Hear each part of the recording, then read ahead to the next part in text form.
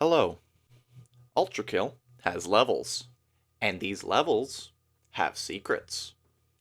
This is the first part of a 3-part series where I go in-depth into every single level in the game. Part A will discuss every fun fact and secret I could find in every room. Part B will teach you how to P-rank every level with every single weapon equipped. Part C will teach you how to P-rank every level with only the weapons you can unlock up to that point equipped. If you're curious about learning more, I'd recommend watching those videos.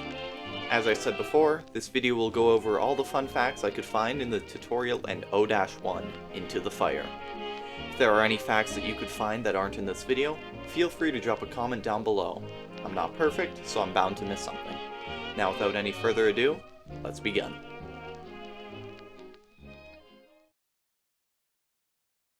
To start out, we aren't even in a level yet. No, instead, we are on the boot up sequence. The very first fact I have is when it asks you to calibrate the video. The pictures that show up from hovering over PC or PSX are actually from an earlier build of the game. I know this is true because the revolver has a green battery rather than the current blue, the Knuckle Blaster logo shows a fist rather than the 2 shotgun shells we have now, and the Cerberus is using its old model rather than the current one. The only other fun fact I have to share about the recalibration sequence is that you can completely skip it by pressing escape. Note, this only works if you've already seen it once in the save you're currently in. Moving on to the tutorial, in the very first room you can actually break the wooden planks with both the whiplash and the ground slam. That's not the only fun fact I could find, as you don't even need to break the planks. If you simply do a dive at the right spot, you can slide right through this tiny gap. Everyone probably knows that this electric gate bounces you back when you run into it, but what people probably don't know is that it is direction based. If you jump into it from the bottom, it'll bounce you down. If you land on it from above, it'll bounce you up. It also has a surprisingly long cooldown before it can bounce you again, as seen in this clip. Another thing about this electric gate is that you don't even need to dash through it. You can either slam jump over it or squeeze your way under it.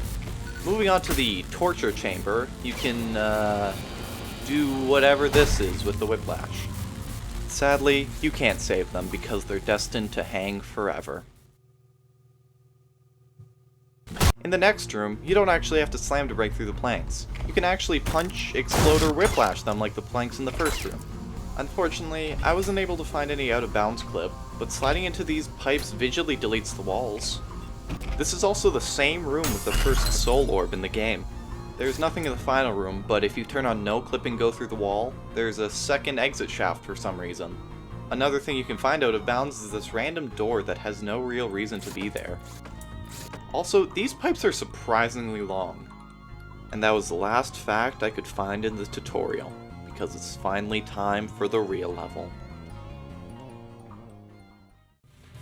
Before we start the fun facts, let's go over the level name reference, the level challenge, and every soul orb. The level name is Into the Fire, and I don't think it's a reference to anything specific.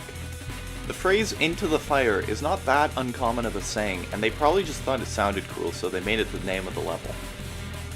In order to do the level challenge, you first destroy this platform before the filth spawn them. Then, you can walk forward to spawn them in, but make sure not to walk too far forward if you're playing on Brutal. If you do, then they might jump over and it'll be a lot harder to get them to clump up again. Once they're clumped up on the glass, simply shoot the platform they're standing on and you'll get the level challenge. The first soul orb is in the room where you collect the revolver. Before you exit the room, look up and break through that window. The second soul orb is in the big glass room. Go up the normal way until you've reached this part and jump up onto these pipes. Climb up and go through this hallway to collect the orb. In the very next room, jump up to the door, however don't go through. Instead, continue wall jumping up and collect the orb. In the projectile zombies room, yes that's the name, go into the room where the filth broke out of. Go up that little ramp, turn around and look up. Simply climb up to collect your prize. The final soul orb is an ambush, so be careful. In the room immediately after the projectile zombies room, jump up to the middle platform and turn around. This grate is actually breakable, and you can jump through the gap of the fan. This is where you can collect the secret orb. When you walk back, 12 filth spawn, so be careful. Now, we can move on to the fun facts.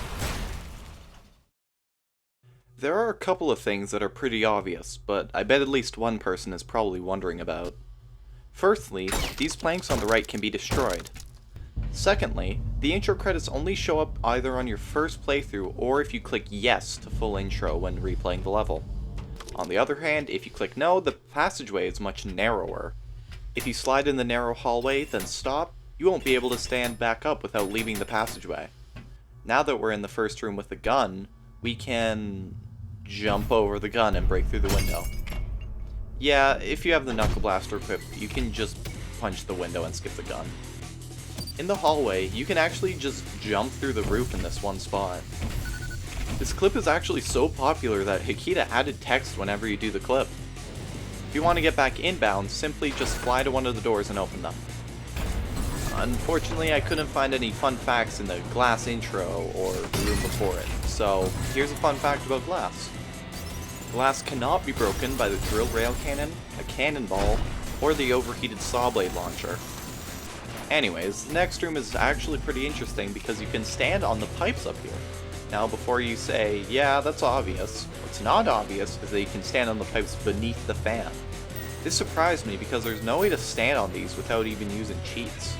Even using pipe clip won't work because the room won't be loaded in, leaving this a cheats exclusive. Also, on the third pipe down, there's a weird gap in between the pipe and the wall. In the room with the two giant gears, they actually have hitboxes. Kinda. However, similar to their last room, there's no way to get to them without clipping out of bounds. Also, they have holes on one side, but when you go to the opposite side, the holes disappear. I wonder why they made it have a completely different model on the back than the front. In the combo hallway, you may not think the red liquid in the walls is blood because it doesn't heal you, but I disagree. As we all know, V1 needs blood to heal, but what some people probably don't know is that V1 needs blood from a living body to heal. This is why you can't just go to any corpse and shoot a limb to heal, even if it's only been dead for 2 seconds. Sure, blood does spoil quickly in real life, but it's not like it takes mere seconds to spoil. This proves that the blood doesn't need to be quote-unquote fresh and just needs to come from a living source. The only other spot that we can see non-enemy based blood in-game is 3-1, but this only proves my point more.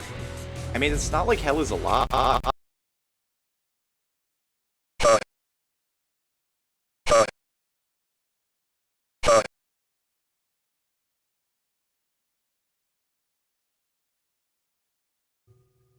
Okay, I guess hell is alive. Well, the only way I can explain the blood in 3-1 is that it isn't blood, because what kind of blood is transparent? Anyway, I got off topic. The projectile zombies room actually has a pretty interesting piece of trivia I'm sure almost no one knows about. If you destroy the wall with the disable enemy spawns cheat on, the filth that break through the wall normally will never spawn in, unless you reset the checkpoint. Another fun fact that should be obvious, but somehow I never knew this until I was making the video, is that you can break this wall too. I just never really thought to try until today. In the big room with the giant fan above you, you can see pipes up there. Similar to the first big fan room, you can stand on these. It even has the same gap that the first room does. In the boss room, you may have noticed these grates on the left and right. If you want to know what's on the end of the hallway, well, it's nothing. Also, there's no floor. The only cool out of bounds secret I could find are these random starting shafts right behind where you spawn in. Don't know why they're there, but it's kinda neat, I guess. And that's every secret and fun fact I could find in 0-1 Into the Fire. Like I said at the beginning, I'm not perfect, and I probably missed something. If you found anything I missed, make sure to let me know in the comments down below.